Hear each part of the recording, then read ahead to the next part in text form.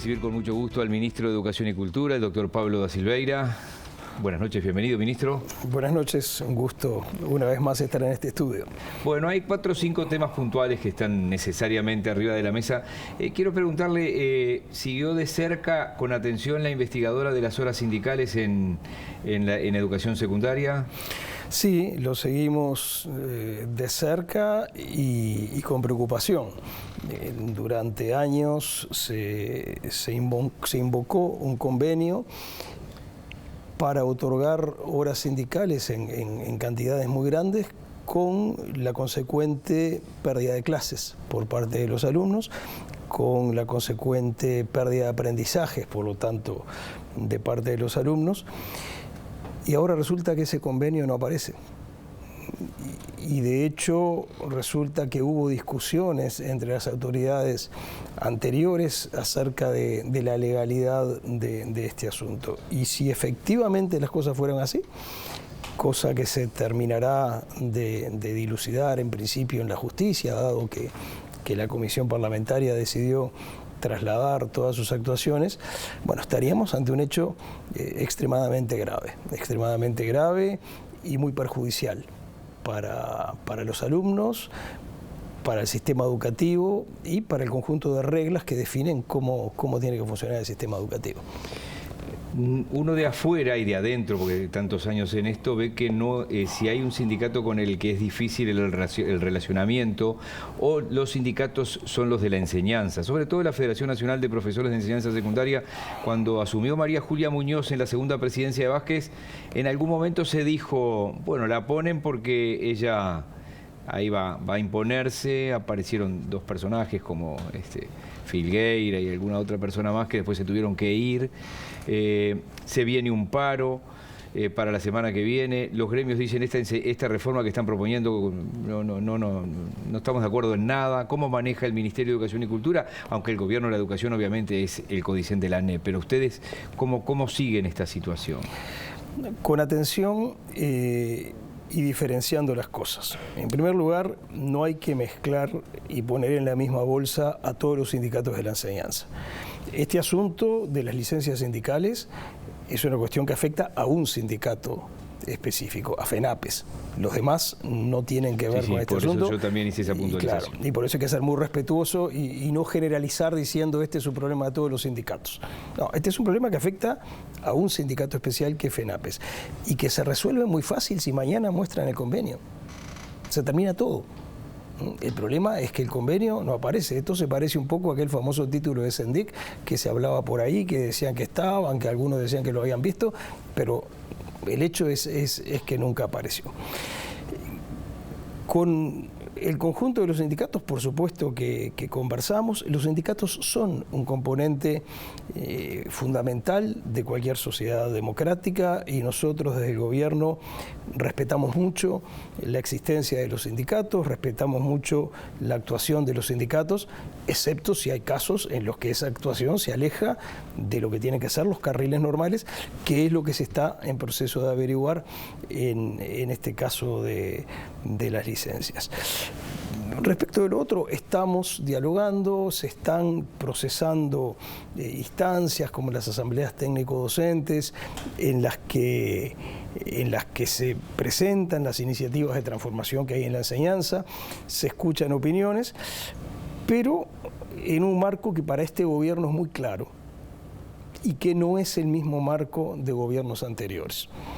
El marco actual se basa en 3 o 4 ideas. Primero, los que gobiernan son los representantes de los ciudadanos, no las organizaciones gremiales. Segundo, hay que escuchar a todo el mundo, incluyendo a los docentes, incluyendo a los sindicatos. Hay que ser abierto, hay que ser receptivo, hay que ser empático, hay que tener en cuenta todo lo bueno que puede venir ahí. Pero las reformas educativas y la transformación educativa no la tienen que dirigir los docentes ni los sindicatos docentes. No son cogobiernos, dice usted. En ANEP hay una forma muy acotada de cogobierno que viene lo de la reforma del 2008. Que hay una delegación minoritaria de los docentes en el CODICEM, pero la mayoría de Codicen está integrada por representantes de la ciudadanía en su conjunto, dentro de los cuales también están los docentes, desde luego. Y a nosotros que somos republicanos nos parece bien que sea así, porque en una democracia, en una república, somos los ciudadanos los que tenemos la última palabra. Uno tiene que escuchar las voces expertas, uno tiene que escuchar a los que saben, pero por poner un ejemplo de otra área, si en Uruguay se discute, sí, ojalá que no se discuta, pero apareciera una discusión acerca de si se va a poner o no la cadena perpetua, habrá que escuchar la opinión de los especialistas en seguridad, pero los que vamos a decir somos los ciudadanos. Es una decisión demasiado importante como para dejarla en manos de los especialistas. Bueno, eso se aplica a todas las áreas. Entonces nosotros escuchamos, dialogamos, recogemos aquellas propuestas, aquellos aportes que nos parecen valiosos, pero que no haya dudas. Decidimos nosotros, aquellos a quienes nuestros conciudadanos circunstancialmente, transitoriamente, nos pusieron en el lugar en el que hay que tomar decisiones. Hoy la diputada del Partido Nacional, Insaurralde, del departamento de La Valleja, hija de don Santos, además esto es un paréntesis que no tiene nada que ver, pero ya que estoy... pero es verdad. Sí, hija de don Santos Insaurralde, estuvo en presidencia hablando de esta iniciativa o esto que está impulsando, de que se decrete esencialidad en el próximo paro para que en los comedores escolares pueda haber el personal que tiene que haber. ¿Usted está de acuerdo con esto? Lo primero es, tenemos un problema. Tenemos un problema que nos preocupa mucho, que tiene que ver con paros que tienen todo el derecho del mundo a decidir, eso no está en cuestión, pero paros que llegan en un muy mal momento, después de 2 años en donde tuvimos una suspensión de la presencialidad extremadamente grave, por más que fue menor que en otros países, pero que afectó mucho a los aprendizajes y que afectó mucho sobre todo a los aprendizajes de los más vulnerables. En el momento en que la pandemia queda atrás, en el momento en que podemos volver a la normalidad, en el momento en que podemos empezar a compensar al menos parte de las cosas que se perdieron durante esos 2 años, empiezan a encadenarse paros que además uno no entiende mucho cuáles son las reivindicaciones que conducen a este paro que se viene ahora. No hay nada concreto, no hay nada que haya pasado hace 10 días. Son algunas afirmaciones muy generales. Bueno, de cara a la rendición de cuentas, mayor presupuesto, no a la reforma como se está planteando. Digo, estoy haciendo de sindicalista, que es lo que nos cuentan a nosotros. Yo no creo que el camino más constructivo para tratar de conseguir... El presidente que dice que es un paro por las dudas, el presidente de la República. Es un paro raro, es un paro... Yo entiendo perfectamente los paros cuando pasó algo que los sindicatos consideran que está mal y piden. Pero a la hora de una pedir más respuesta. Presupuesto es habitual históricamente, no es que se lo están haciendo a ustedes. Lo que no es habitual, se lo han hecho al Frente Amplio en los 15 años de gobierno. Lo que no es habitual es que esto pase después de 2 años de pandemia y de suspensión de clases, cuando además hay un gobierno que está comprometido con la educación y cuando además hay un presidente de la República que acaba de anunciar que se va a priorizar la educación en la próxima rendición de cuentas. Entonces, en primer lugar, que justo después de estos años un paro por razones tan vagas se establezca nos preocupa. Pero además hay que entender que los paros de este tipo tienen costos sociales. Primero, obviamente, por la pérdida de aprendizajes. Agregamos a las clases que ya se suspendieron en los 2 años anteriores más suspensión de clase y eso significa menos oportunidades de aprendizaje, especialmente para los que más los necesitan. Pero además tiene un impacto enorme sobre el funcionamiento de las familias. ¿Qué hace una madre sola con 2 hijos chicos que tiene que trabajar 8 o 10 horas en un supermercado para poder llegar a fin de mes? ¿Qué hace con sus hijos? Y muchas veces no va a trabajar porque no tiene otro. Y eso significa que se reducen sus ingresos, que le puede eventualmente generar malas evaluaciones en su trabajo. Entonces, todas esas son cosas que hay que tener en cuenta. ¿Sí o no a la esencialidad? A mí me gustaría, porque creo que lo bueno es que este tema está sobre la mesa, ¿no? Porque estaba mencionando costos. Otro costo es la alimentación. Hay muchas familias que ya tienen asumido en su presupuesto que de lunes a viernes sus hijos comen en la escuela. Y no solo en su presupuesto, en su organización familiar. porque si no comen en la escuela, entonces hay que cocinarles, hay que ver cómo... Sí, los sindicatos dicen que se hagan cargo ustedes. Es muy fácil eso. Dice, nosotros estamos parando hoy, bueno... Uno de los problemas es que hacerse cargo significa cambiar mecanismos que son muy pesados y muy costosos de cambiar por un día. Gastar plata que no se gastaría si esto no ocurriera y que se puede gastar en otras cosas por un día. Yo creo que el mejor camino para esto, el camino que a mí personalmente me gustaría, es que los sindicatos, haciendo ejercicio de su libertad, y yo diría haciendo ejercicio de su libertad responsable, asuman que están generando costos sociales, que están castigando. ¿Usted preferiría una guardia gremial a la esencialidad? Yo creo que eso es lo mejor. ¿No quiere decir sí a la esencialidad o me parece? Quiero decir, me parece mejor, como siempre, que las cosas se resuelvan conversando y que las cosas se resuelvan construyendo acuerdos razonables. Hay un título, lo tengo que llevar a otros temas porque se nos va el tiempo.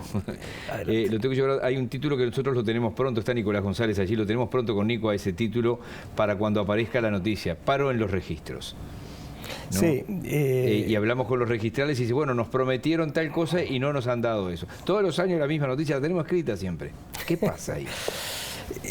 Los funcionarios de registros ganaron,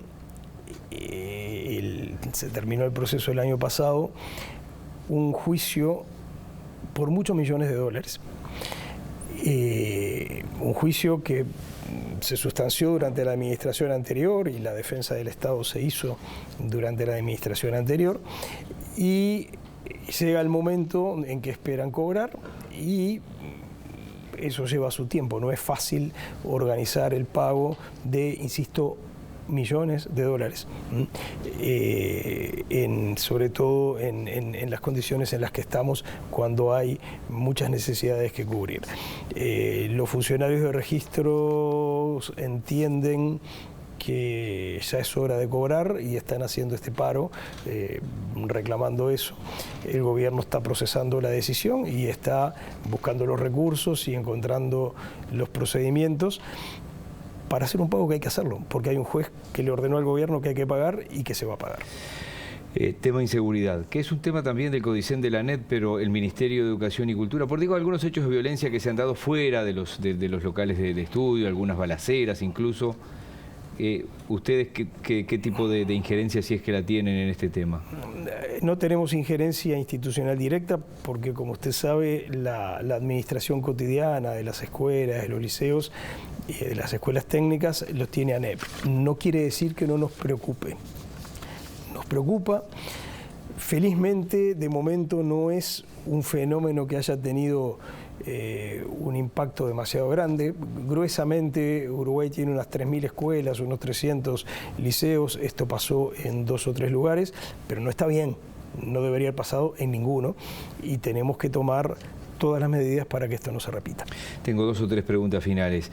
Los diputados Eduardo Luz y Gustavo Subía, Cabildo Abierto y Partido Colorado, proponen eliminar de las fiscalías de gobierno, eliminar algunas fiscalías de gobierno por entender que al contar con fiscalías jurídicas, lo estoy leyendo textualmente, estas no son necesarias.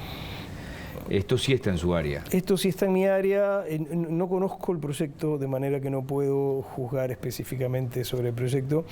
Las fiscalías de gobierno son una institución particular. De hecho, la mayor parte de los uruguayos no saben que existen. Cumplen una función de asesoramiento técnico en ciertos procesos de decisión que tiene que hacer el Estado. Creo que en ese sentido agregan valor. Yo muchas veces, cuando tengo que firmar una resolución y sé que hay en el expediente un informe de Fiscalía de Gobierno que abona la decisión que estoy tomando, me siento más tranquilo. Si el tamaño tiene que ser tiene que ser más grande, tiene que ser más chico, son cosas que siempre se pueden discutir razonablemente. El tema de la investigación en la Comisión de Patrimonio, ¿en qué quedó eso? Bueno, ahora está en manos, lo más importante está en manos de Fiscalía. Nosotros recogimos una serie de elementos, estamos a la espera de algunos elementos más, porque estamos, entre otras cosas, sustanciando sumarios, y en la medida en que de esos sumarios surjan elementos que entendamos que la Fiscalía tiene que conocer, los vamos a enviar. No puedo hablar mucho de esto porque hay un principio que es el secreto de sumario, perfecto, que está muy bien, porque es una garantía que protege al sumariado y que, digamos, respalda la presunción de inocencia. De modo que hasta que eso no esté terminado no me hagan muchas preguntas porque no puedo entrar en detalle. Pero nosotros estamos investigando y Fiscalía, hasta donde sé, empezó a citar gente. Y bueno, vamos a ver, es una situación muy, muy extraña y hay mucha plata en juego. El fiscal Juan Gómez, que estuvo aquí hace unas 2 semanas con nosotros, bueno, está aspirando que en esta rendición prácticamente de gasto cero adicional algo haya para la Fiscalía. Y el auto, ¿cómo que se le está quedando? ¿Usted lo va a ayudar a empujar el auto de la Fiscalía General? A ver, creo que hace falta más recursos para Fiscalía, sin duda, como creo que hace falta más recursos para un montón de cosas. Estamos en el escenario típico de la frazada corta y bueno, ahora estamos en este proceso largo donde todos conversamos con el Ministerio de Economía, donde el Ministerio de Economía busca las maneras de satisfacer la mayor cantidad de demandas posibles y después todavía queda el trámite parlamentario que puede agregar novedades a lo que es el proyecto enviado por el Poder Ejecutivo.